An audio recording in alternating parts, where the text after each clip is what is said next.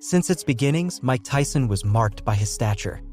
Distrusting him, the national team for the Olympics preferred another fighter simply because his measurements seemed more imposing than Tyson's.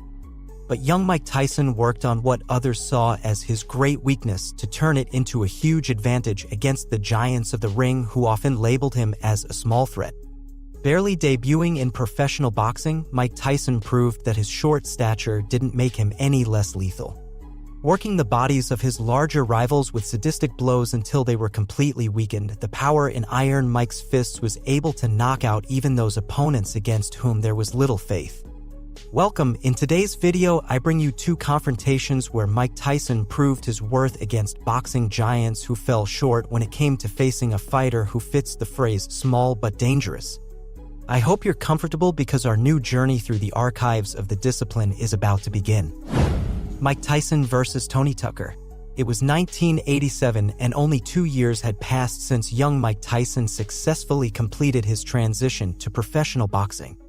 Big names were already adding to his list of vanquished opponents, and the record of the youngest heavyweight champion in history was already resting on his shoulders.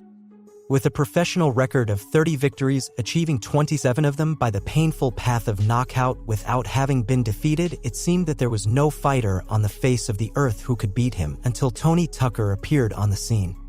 Tucker's professional debut took place in '80, which was presumed to give him more experience than Tyson at the time. However, his professional record was very similar.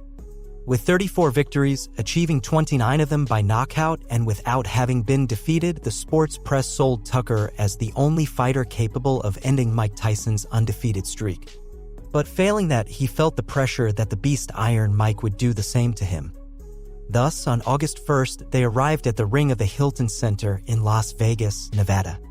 Tucker had to make his first defense of the World Heavyweight title of the International Boxing Federation, while Tyson had to defend the World Heavyweight title of the World Boxing Association for the second time and the World Heavyweight title of the World Boxing Council for the third time. This fight was the final of the HBO Heavyweight Unification Tournament. Originally, the bout was scheduled for 15 rounds but was reduced to 12 after the three governing bodies met and approved the change shortly before the match took place. There was a crowd of over 7,140 people in attendance when Tyson entered the ring as the favorite in the 11-1 odds. But getting there had been the easy part. Now, Tyson had to make sure to come down as the unified champion.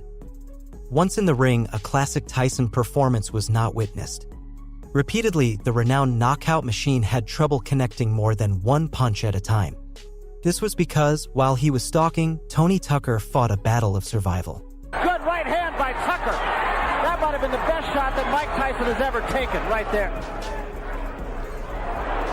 There was a left hand by Tyson. During the early rounds, Tucker succeeded in shaking Tyson's head with strong right punches and straight rights. I hearken back to your fight with Marvin Hagler, where after the first, Tyson, two good jabs. That was a good example. That up was catching Tyson on the way in. He's finished with the left hook, Barry. There was a good right hand again by Tucker. In close. However, after the fourth episode, the worst thing you can do if you're in the ring against a beast like Iron Mike happened, losing your attacking strength. From the fourth round, Tucker's performance became linear after starting to fight not to win but to surpass the 12-round mark. Tucker's strategy was clear: keep the distance, dodge the explosive charges that were thrown at him in Tyson's fists, and hold on to the one who sought to dominate him to reduce his chances, thus gaining all the time in the world. He often went for Tyson's head as he advanced towards him to neutralize his winning impetus. But the 21-year-old knockout machine was more than oiled and ready to go all the way. During the last two-thirds of the fight, Tyson landed the big blows experienced in the ring. Get him out of there. I think Tucker, on the other hand, is fighting a superb. And there was a big right hand. Tucker's in the pad. And the reason for that is because those are the antics there sometimes work. For the last round, it seemed like Tucker was coming back to life after landing a strong left hook to Tyson's head. There was a big left hand with a flourish.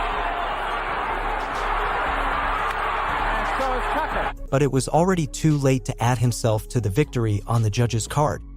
The 3 judges voted for Mike. Phil Newman scored 119 to 111.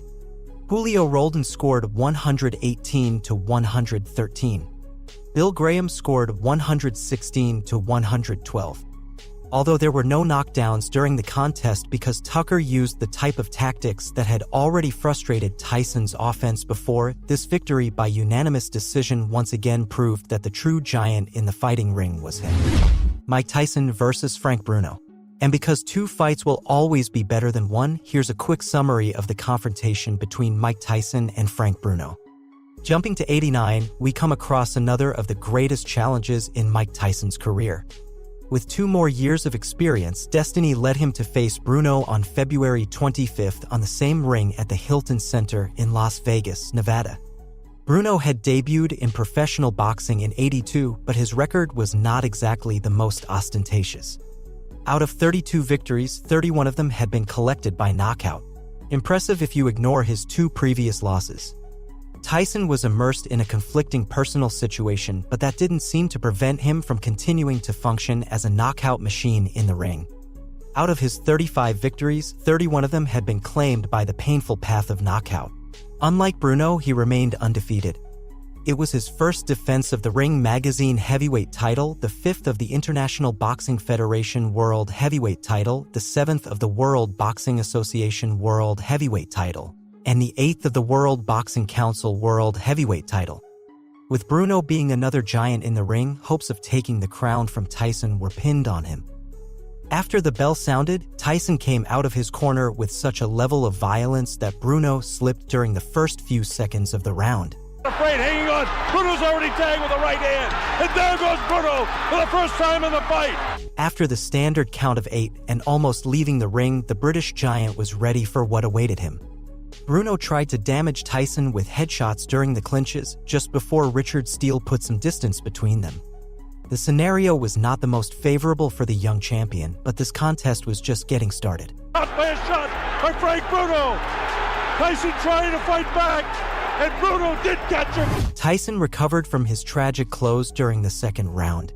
Blow after blow, he focused his offense on Bruno's body, a strategy that had already helped him weaken other giants in the past. The right hand catches Bruno. Left hook. Bruno looks ready to go. Now is when he's going to hang. Now it was Bruno who came from a complicated closing at the start of the third round.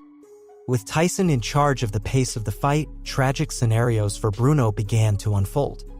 Tyson had won the previous 3 rounds, and the 4th round looked just as good for him. Despite Bruno's clinches attempting to frustrate his ruthless attacks, he found a way to sneak his fists until they landed on the increasingly fragile body of the Englishman. And look, Bruno was caught by a right hand and a left hook. The fight seemed to project for more, but at the start of the 5th episode, the end was around the corner. Literally. Just 1 second of Bruno with his guard down was enough for Tyson to carry out a massacre in the ring. With an impeccable but lethal combination of blows, he left Bruno seeing stars. A left hook, and Richard Steele.